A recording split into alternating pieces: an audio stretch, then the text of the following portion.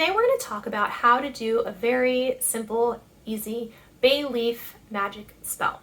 Now, this is something that is really great for somebody who's new and beginning in their craft or somebody who is more advanced. It's simple, it's effective, doesn't require a lot of fancy or complicated equipment, doesn't need an aesthetic to make everything look good or work or function properly, and it's pretty open to anyone who wants to try it, which is something that I really like about this particular spell. So we're going to talk a little bit about why you would do the spell, right? Like when would you need this? We're going to talk about the equipment and supplies that you'll need, and then I'm going to go through the spell with you really quick. So if this is something you want to try in your own time or that you're interested in or curious about, that we can make this happen for you. So the first thing let's talk about is why we would want to do this spell, or what does it do, or what do we need? So this is a simple spell that you can do. It's good for manifesting something that you want, setting an intention for the day, or also putting a wish out into the universe that you would like to be fulfilled. This can also be called the bay leaf wishing spell. You might hear it said as that as well. So those are some just different things. It's something that's very easy that you want to call on or draw into your life.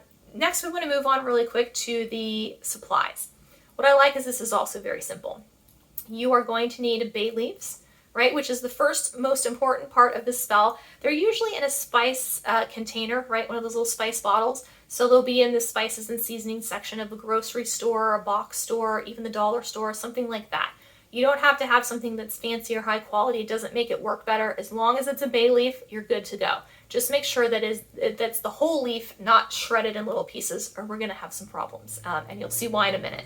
The next thing that you want to have is a pen or some sort of like felt tip marker or something like that to write with. Additionally, you'll want a lighter, and you will also want some sort of fire-safe container. Now, personally for me, when I'm doing magic, I have a little cauldron that I use for different rituals and workings and things like that. If you don't have one, it's totally fine. You can put it in a pot. You can put it in, some people have, the little tiny glass, the Tupperware containers. Those are going to be fire safe too, which is really what we're looking for. Any sort of fire safe container is what you need.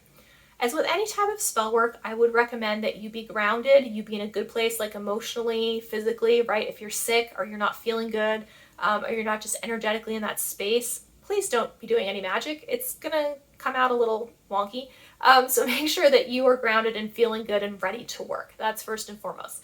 The second thing I would say is it's really important when you're doing magic work to set up a protective circle, right? Because you don't want anything flying in or bumping or moving you around. It's always good to work in a safe space.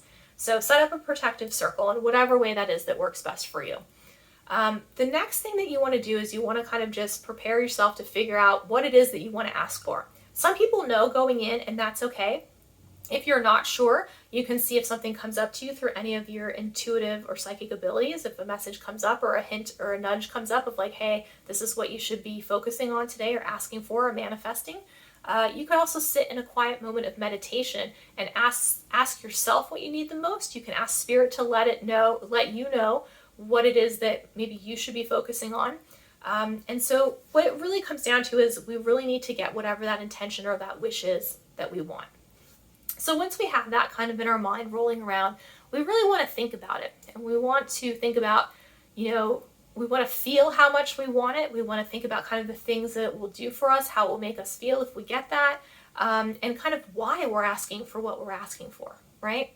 And then when we're ready, we want to take that bay leaf, and we just take one. And what you want to do is you want to write your intention or your wish on that bay leaf, right? The important thing with the universe that I'll tell you with magic and spells is that it has a really funny and interesting sense of humor. For example, a friend of mine once manifested a move to California, and she decided that she wanted to live by the ocean because she loved the ocean. She wasn't from somewhere where they had a lot of water or things like that, and she just fell in love with it. So on her manifestation list, she wrote, "I want my apartment to be by the water." So they put her next to a pond instead of by the ocean. So this is what I mean by that funny sense of humor. So make sure that you're very specific with what you're asking for. Now, a question you might have is, okay, maybe I'm trying to write something and it's a little bit longer and it won't all fit on the front. Can I put it on the back? Yes, you can put it on the back. If you need a page 2, flip it over and put it on the back.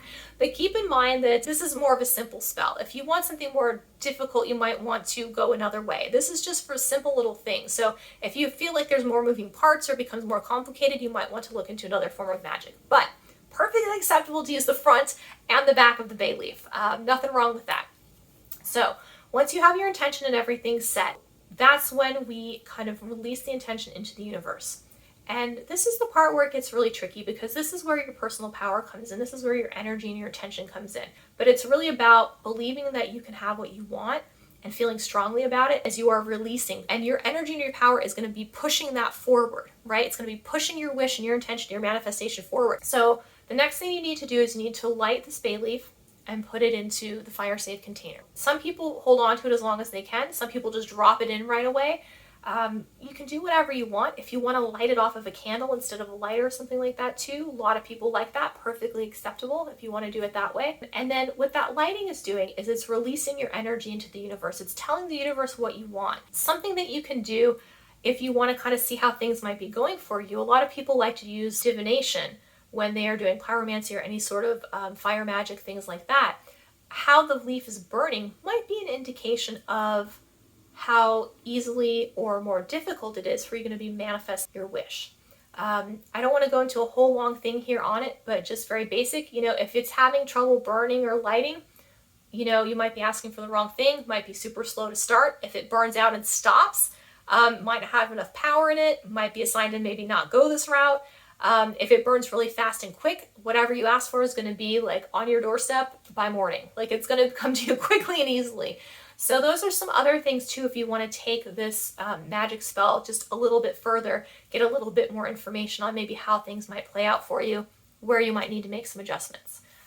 Some people like to do this every day. That's perfectly acceptable. For others of you, it might be more of a one-time thing or just a time when you are inspired to do that. That's okay too. It's whatever works for you is the right thing. So hopefully that was helpful.